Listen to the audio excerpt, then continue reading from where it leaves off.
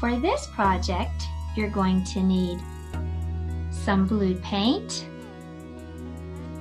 some paper, a toothbrush, and a pencil.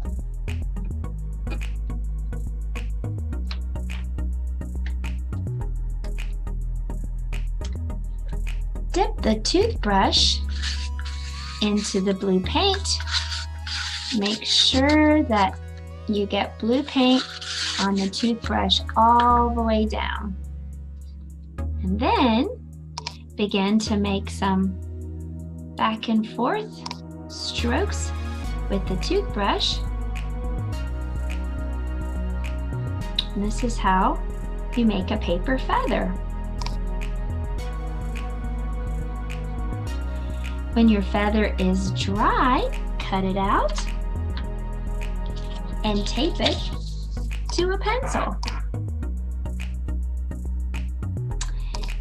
You can make lots of these quills by simply painting different colored feathers, maybe using colored pencils.